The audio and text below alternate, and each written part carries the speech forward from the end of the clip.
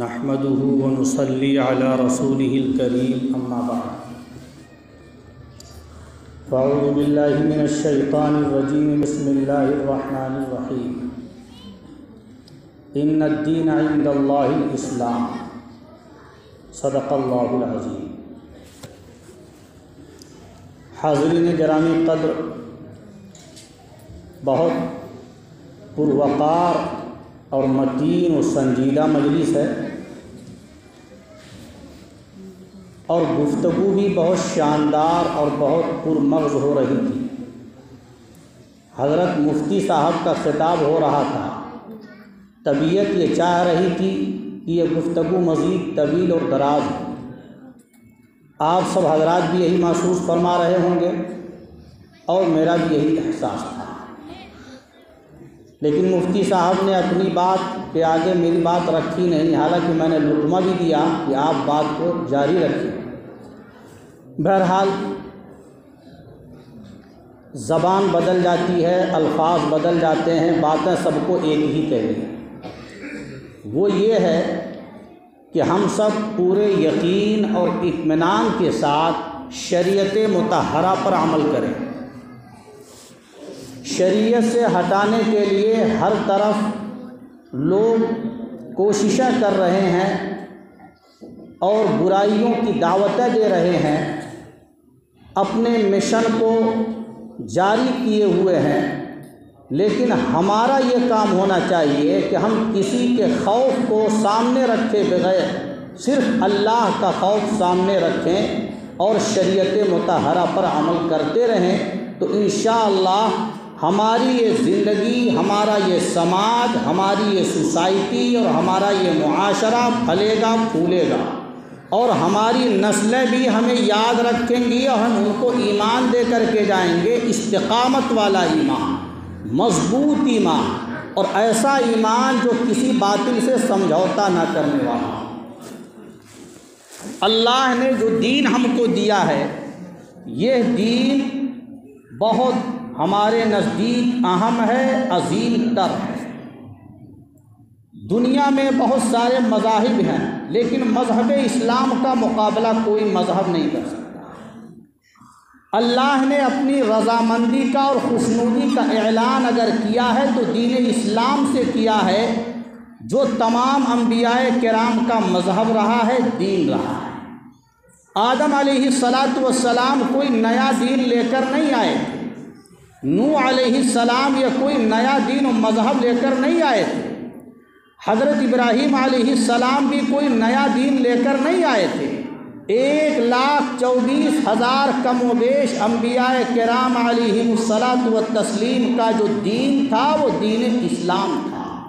یہ اور بات ہے کہ پہلے زمانے میں اللہ نے جو شریعت دی، اس زمانے کے اعتبار سے اصول اور قوانین الگ رکھے، اور آج کے زمانے کے اعتبار سے قانون اور اصول اللہ نے الگ تجویز فرمائے، لیکن دین سب کا اسلام ہی تھا۔ ہمارا یہ دین خوش قسمتی سے ایسا دین ہے کہ اب اس میں کوئی ترمیم نہیں ہوگی، کوئی رد و بدل نہیں ہوگا، کوئی اس میں تغیر کرنا چاہے تو تغیر نہیں کر سکتا۔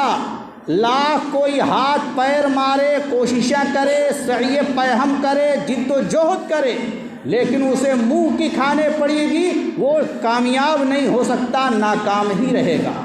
بہت سارے آئے پہلے اور انہوں نے اپنی سی کوششیں کی، ایڑی چوٹی کا زور لگا لیا کہ قرآن کو بدل دیں، قرآنی الفاظ میں ترمیم کر دیں، قرآن کے مفہوم کو، معنی کو بگاڑ دیں، تسلیم شدہ معنی جو 1400 سال سے امت مانتی آ رہی ہے، اس میں رخنہ پیدا کر دیں، لیکن کوئی بھی اس میں کامیاب نہیں ہو سکا۔ فانوس بن کے جس کی حفاظت ہوا کرے، وہ شمع کیا بجھے جسے روشن خدا کرے۔ لا یأتیہ الباطل من بین یدیہ ولا من خلفہ۔ یہ قرآن تو وہ ہے کہ نہ باطل آگے سے آ کر کے کامیاب ہوگا، نہ پیچھے سے آ کر کے کامیاب ہوگا۔ تو اللہ نے اس کی حفاظت کا وعدہ خود لے رکھا ہے، اس لیے ہمیں تو 100% یقین ہے، اطمینان ہے، کوئی دین اسلام کو اگر بدلنا چاہے، تغیر لانا چاہے تو تغیر نہیں لا سکتا۔ اب مسئلہ ہمارا اپنا ہے، اپنی ذات کا ہے، اپنے سماج کا ہے، اپنی سوسائٹی کا ہے، اپنی ملت کا، اپنے معاشرے کا مسئلہ ہے کہ ہم کس طریقے سے پختگی کے ساتھ اس دین اسلام پر جمے رہیں اور مضبوطی سے اس کو پکڑے رہیں، اور ہماری جو نسل تیار ہو رہی ہے یہ بھی اپنے ایمان پر جمی رہے، اس کے دل میں بھی کوئی شک و شبہہ نہ آنے پائے، کوئی فرق نہ آنے پائے، اس لیے کہ آج کل شکوک و شبہات کی بھرمار ہے، طرح طرح کے شکوک و شبہات دماغ میں، اذہان میں ڈالے جا رہے ہیں، اور اس کے لیے مستقل مہم چلائی جا رہی ہے، پوری کھیپ تیار کی جا رہی ہے، ایسی ایسی جماعتیں وجود میں آ رہی ہیں، نام تو الگ الگ ہیں لیکن وہی پرانے لوگ ہیں جو نئے الفاظ میں، نئے جملوں میں، نئے کلمات کے ذریعے سے ایسی باتیں اسلام کے تعلق سے کرتے ہیں کہ آج کی نسل یا آج کے نوجوان یا آج کے مسلمان ان شکوک و شبہات میں پڑھ کر کے اپنے ایمان کا سودا کر لیں یا اپنا ضمیر بیچ لیں۔ لیکن علماء کرام کی محنت ہے کہ ان کی محنت کے نتیجے میں ہم یہ سمجھتے ہیں کہ اصل اسلام کیا ہے، اور جو لبرل قسم کے لوگ اسلام پیش کر رہے ہیں وہ کس اسلام کی بات کرتے ہیں۔ کہیں ایسا تو نہیں ہے کہ یورپ نے جو نیا اسلام ترتیب دیا ہے، نیا ایڈیشن چھاپا ہے، یہ اس اسلام کے پرچار ہے۔ تو علماء کی محنتوں کا نتیجہ ہے، اس لیے ہمیں علماء سے جڑ کے بھی رہنا چاہیے اور علماء کی قدر بھی کرنی چاہیے، اور علماء کی صحبت میں، مجلس میں آ کر کے اپنے ایمان کو سیکھنا بھی چاہیے۔ آپ جس طرح بچوں کو قرآن سکھا رہے ہیں، قرآن حفظ کرا رہے ہیں، قرآنی آیات ان کے سینے میں اتار رہے ہیں، اسی طریقے سے ایمان بھی ان کو سکھائیے، کلمہ بھی ان کو سکھائیے، کلمے کے معانی بھی سکھائیے، اور اس طریقے سے ایمان کی بنیادوں کو ان کے دل و دماغ میں پیوست کر دیجئے کہ کوئی مضبوط سے مضبوط شبہہ بھی اگر ڈالے تو وہ ناکام ہو جائے، ہمارے کسی بچے کو خرید نہ سکے یا اس کا ایمان لوٹ نہ سکے۔ رہزن صرف پیسے کے نہیں ہوتے، ڈاکو صرف جائیداد کے نہیں ہوتے، ایمان کے لیے ہوتے ہیں، اور ہمارا ایمان ہے کہ جان سے بھی زیادہ عزیز اگر کوئی چیز ہے تو کیا ہے؟ ایمان، اسلام، اللہ رسول کی محبت صلی اللہ علیہ وسلم۔ درود شریف پڑھیں۔ اللہم صل وسلم دائما ابدا علی حبیبک خیر الخلق کلہم۔ کچھ لوگ کہتے ہیں اسلام والے ہی صرف جنت میں نہیں جائیں گے، غیر اسلام والے بھی جنت میں چلے جائیں گے، عیسائی ہیں، یہودی ہیں، وہ بھی اللہ کے بندے ہیں، سب جنت میں چلے جائیں گے۔ کچھ لوگ ایسے ہیں ان میں جو نیکیاں کرتے ہیں، کار خیر کرتے ہیں، بھلائیوں کے کام کرتے ہیں، اچھے بول بولتے ہیں، کردار اچھا ہے، سلوک ان کا اچھا ہے، بیٹھتے ہیں طبیعت کے بھلے معلوم ہوتے ہیں، بھلا ایسے لوگ جہنم میں کیوں داخل کیے جائیں؟ کیا قصور ہے؟ یعنی ان کی اچھائیوں کو پیش کر کے جنت میں داخلے کی بات کرتے ہیں، جبکہ آپ کو معلوم ہے جنت میں داخلے کی شرط اسلام ہے۔ وَمَن يَبْتَغِ غَيْرَ الْإِسْلَامِ دِينًا فَلَن يُقْبَلَ مِنْهُ۔ اسلام کے علاوہ اگر کوئی دین تجویز کرتا ہے، کسی اور دین دھرم کو اختیار کرتا ہے، تو اللہ فرما رہے ہیں میرے نزدیک وہ قابل قبول نہیں۔ تو جب اللہ خالق کائنات نے اس بات کا اعلان کر دیا ہے کہ اگر جنت مطلوب ہے تو تمہیں اسلام فالو کرنا پڑے گا، اسلام قبول کرنا پڑے گا، ایمان کی صداقت تمہیں ماننی پڑے گی، آخرت کی بنیادی بات کو تمہیں تسلیم کرنا پڑے گا، جو موجبات ایمان ہیں، اسلام کے تقاضے ہیں، ان پر چلنا پڑے گا، اور اگر تم ٹھکراؤ گے تو جنت میں نہیں جا سکو گے۔ یہ اللہ کا واضح اعلان ہے۔ تو پھر یہ کیسے کہا جا سکتا ہے کہ بھئی عیسائی بھی چلے جائیں گے، یہودی بھی چلے جائیں گے، مجوسی بھی چلے جائیں گے، بالآخر دوسرے دین دھرم والے بھی چلے جائیں گے؟ یہ باتیں چلنے والی نہیں ہیں، لیکن شبہہ پیدا کیا جاتا ہے۔ یہ بات نوٹ کر لیجئے، یہ خلاف انصاف نہیں ہے۔ غیر مسلموں کو جہنم میں ڈالنا اور جنت سے محروم کرنا یہ عدل کے خلاف نہیں ہے، یہ ظالمانہ قانون نہیں ہے، یہ قانون انصاف پر مبنی ہے، یہ عادلانہ قانون ہے۔ بہت سے ٹورسٹ اس ملک میں آتے ہیں کہ نہیں آتے ہیں؟ دوسرے ملکوں سے سفر کر کے یہاں کے جو مقامات ہیں سیر و تفریح کے، وہاں تفریح کرنے کے لیے آتے ہیں۔ تو کیا آنے کے بعد جب انڈیا میں پہنچ گئے تو ووٹ کا زمانہ چل رہا ہے، الیکشن کا زمانہ چل رہا ہے، کیا ووٹ دے سکتے ہیں؟ وہ نہیں دے سکتے۔ کیوں بھائی؟ حالانکہ لوگ گواہی دیتے ہیں، ان کا پاسپورٹ کہتا ہے یہ شریف آدمی ہے، مجرم نہیں ہے، یہ خطاوار نہیں ہے، یہ بھلا آدمی ہے، کار خیر کرنے والا ہے، ہر طرح سے چیک کر لیا ہے، جانچ کر لیا گیا ہے، لہذا ایسے کو تو شہری حقوق ملنے چاہیے۔ یہی کہا جائے گا جب تک اس ملک کی شہریت کوئی حاصل نہیں کر لے گا اس وقت تک شہری حقوق بھی حاصل نہیں ہوں گے۔ اگر اسے شہری حقوق چاہیے تو پہلے یہاں کی شہریت حاصل کرے۔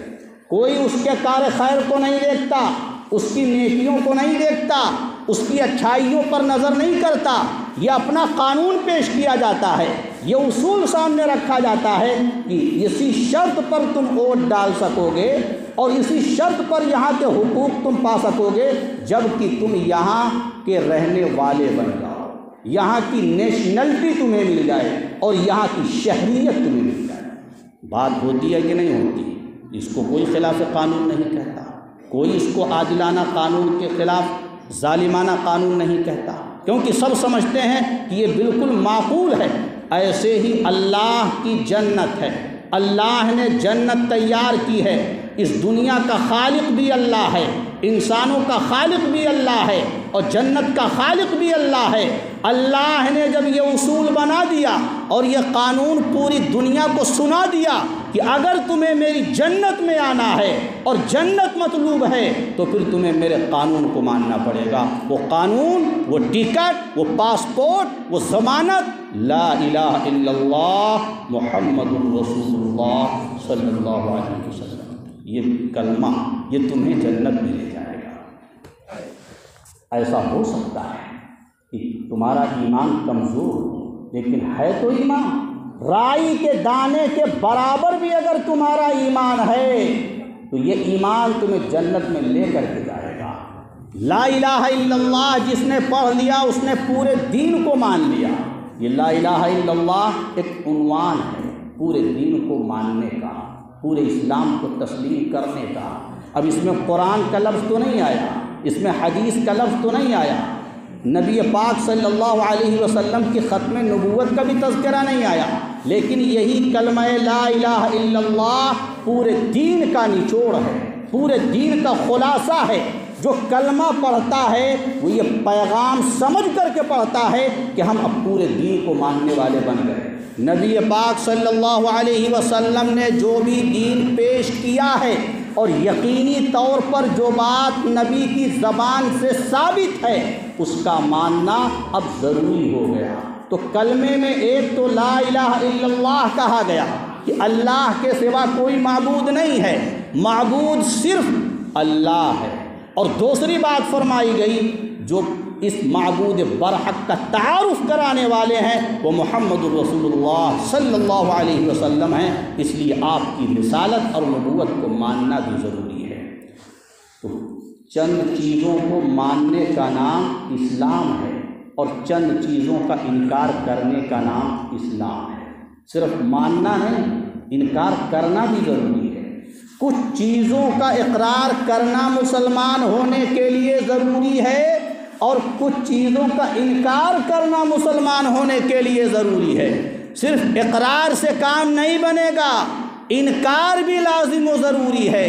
اگر ہم اقرار کرتے ہیں کہ اللہ ایک ہے تو یہی انکار بھی کرنا پڑے گا کہ اللہ کے سوا کوئی معبود بھی نہیں ہے۔ لا الہ الا اللہ، جتنے معبودان باطلہ ہیں سب کا انکار ہو گیا۔ تو اقرار بھی ضروری ہے اور انکار بھی ضروری ہے۔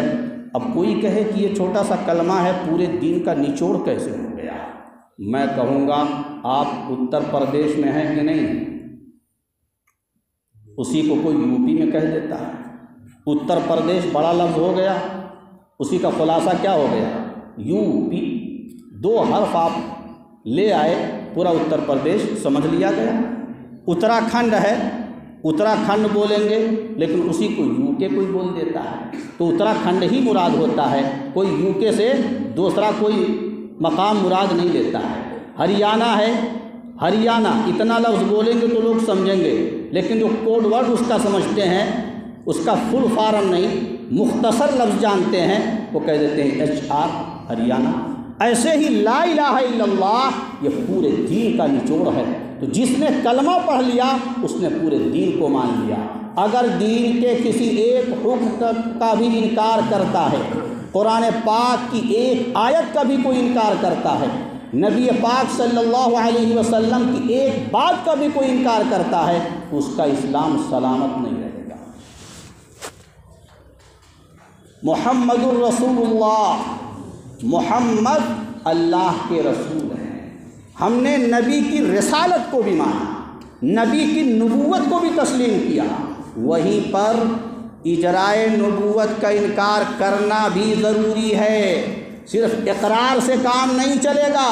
نبی پاک صلی اللہ علیہ وسلم نے اس رسول اللہ ہونے کی وضاحت فرما دی ہے، انا خاتم النبیین لا نبی بعدی، کہ میں آخری نبی ہوں، میرے بعد کوئی نبی نہیں ہے۔ تو نبی پاک صلی اللہ علیہ وسلم کو آخری نبی جب تک مانیں گے نہیں تب تک ایمان مکمل نہیں ہوگا، اور اسی کے ساتھ ساتھ جب تک ہم جھوٹے مدعیان نبوت کی نبوتوں کا انکار نہیں کریں گے تب تک ایمان مکمل نہیں ہوگا۔ اگر کوئی حضور کو نبی تو مانتا ہے لیکن نبی کو نبی ماننے کے ساتھ ساتھ وہ مرزا غلام قادیانی کی نبوت کو بھی نہیں ٹھکراتا، شکیل بن حنیف کی نبوت کو بھی نہیں ٹھکراتا، احمد عیسیٰ کذاب کی نبوت کو بھی نہیں جھٹلاتا، اور گوہر شاہی کے بکواس کو بھی نہیں ٹھکراتا، تو یاد رکھیے یہ جتنے مدعیان نبوت ہیں اگر ان کی صداقت کو تسلیم کرتا ہے اور پیارے نبی کی نبوت کو بھی مانتا ہے تب بھی وہ مسلمان ہے۔ انکار بھی ضروری ہے، اقرار بھی ضروری ہے۔ کار خیر یہ ایمان کے ساتھ چلے گا، ایسا نہیں ہے کہ ایمان نہ ہو تو خالی کار خیر کی بنیاد پہ جنت میں داخلہ نہیں کرے۔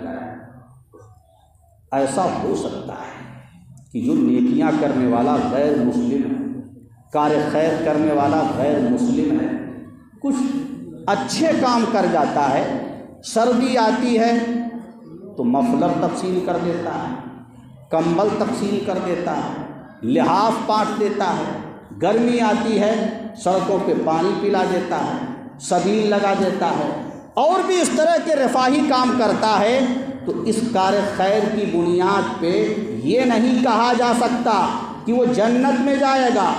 یہ ٹھیک ہے کہ وہ اچھے کام کر رہا ہے، اس کا انکار نہیں، لیکن اچھے کام کرنے کی بنیاد پہ جس طرح ووٹ نہیں ڈال سکتا، یہ اس کو حق حاصل نہیں ہے، ایسے ہی وہ جنت میں بھی نہیں جا سکتا۔ جنت میں جانے کے لیے ایمان ضروری ہے۔ رہی بات کار خیر کی تو اللہ کے یہاں انصاف ہے، اس کار خیر کی بنیاد پہ ہو سکتا ہے کہ دنیا میں اس کا صلہ مل جائے، روزی کی برکت کی صورت میں، صحت کی صورت میں، دنیا کی کشادگی اور فراخی کی صورت میں، تو دنیا میں وسعتیں اس کے لیے ہو سکتی ہیں اس کے کار خیر کی بنیاد پر۔ اسی طریقے سے آخرت میں ہو سکتا ہے کہ اس کے عذاب میں تخفیف کر دی جائے، جیسے کہ حدیث میں آتا ہے ابو طالب جو نبی پاک صلی اللہ علیہ وسلم کے چچا تھے اور بڑے کام کرنے والے چچا تھے، بڑے بہی خواہ، بڑے ہمدرد، بہت ہی حضور پاک صلی اللہ علیہ وسلم کو چاہنے والے تھے، لیکن ایمان نہیں لا سکے تھے۔ حضور کے ساتھ حسن سلوک کی بنیاد پر جہنم میں سب سے ہلکا عذاب دیا جائے گا۔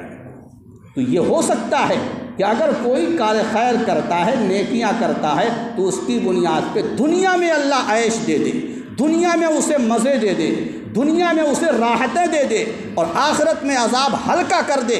لیکن خالی کار خیر کی بنیاد پر یہ کہہ دینا کہ جنت میں بھی داخل ہو جائے گا، عیسائی بھی چلے جائیں گے، یہودی بھی چلے جائیں گے، مجوسی بھی چلے جائیں گے، آتش پرست کا بھی داخلہ ہو سکتا ہے، یہ سب اللہ کے حکم کے خلاف ہے۔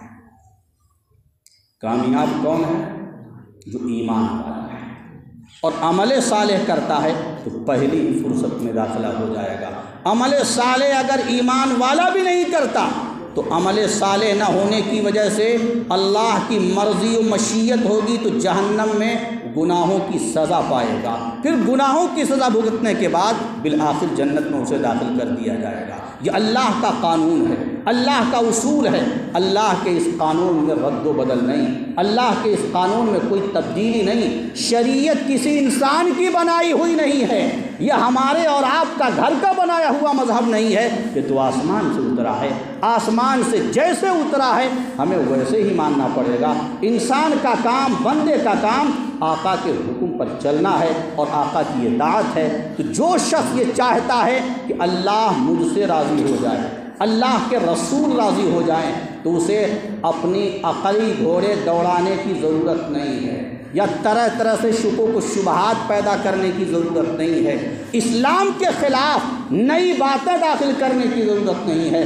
ہاں، جو باتیں قرآن منواتا ہے، جو باتیں حدیثیں کہتی ہیں، جو باتیں اللہ اس کے رسول نے فرمائی ہیں، ان باتوں کو مانیں گے تو انشاءاللہ دنیا میں بھی کامیابی قدم چومے گی اور آخرت میں بھی انشاءاللہ ہم کامیاب رہیں گے۔ ایمان کی محنت ہر وقت کرتے رہنے کی ضرورت ہے، کیونکہ یہ ایمان لوٹنے کا زمانہ ہے۔ ایمان کے ڈاکو، ایمان کے لٹیرے گھات لگائے ہوئے کمین گاہ میں بیٹھے ہوئے ہیں۔ ایسے میں اگر ہم چوکا سے چوکنا نہیں رہیں گے اور اپنے بچوں کے تئیں فکر مند نہیں ہوں گے اور اپنی نسلوں کے ایمان کی حفاظت کی فکر نہیں کریں گے تو پھر یاد رکھیے ایمان کب ان کے دل و دماغ سے کھرچ کر کے کھینچ لیا جائے کچھ نہیں کہا جا سکتا۔ اس لیے جو مرد حضرات یہاں بیٹھے ہوئے ہیں وہ بھی سنیں غور سے، اور جو مستورات بیٹھی ہوئی سن رہی ہیں وہ بھی اپنے بچوں کی فکر کریں۔ انہیں اپنے بچوں سے بہت پیار ہوتا ہے، حتیٰ کہ ماں کی ممتا کی مثال دی جاتی ہے کہ ماں کی محبت جیسی دنیا میں کوئی محبت نہیں، سب سے اونچی محبت اگر کوئی ہے تو ماں کی ہے۔ تو ماں بھی اس بات کو سمجھے کہ دنیاوی پریشانیوں سے کہیں زیادہ بڑھی ہوئی آخرت کی پریشانی ہے۔ اگر اپنے بچے سے واقعی پیار ہے اور بچے سے واقعی محبت ہے تو اس محبت کا تقاضا یہ ہے کہ اپنے بچے کو ایسا ایمان والا بنا دے کہ وہ کسی قیمت پر بے ایمان نہ ہو سکے۔ بچپن میں جو باتیں نقش کرا دی جاتی ہیں، ذہن میں، دماغ میں، دل میں اتار دی جاتی ہیں، وہ باتیں بہت مستحکم طور پر بیٹھ جاتی ہیں۔ جامعہ ملیہ آپ سب حضرات جانتے ہو، مشہور ادارہ۔ جامعہ ملیہ کے ایک پروفیسر صاحب تھے، بعد میں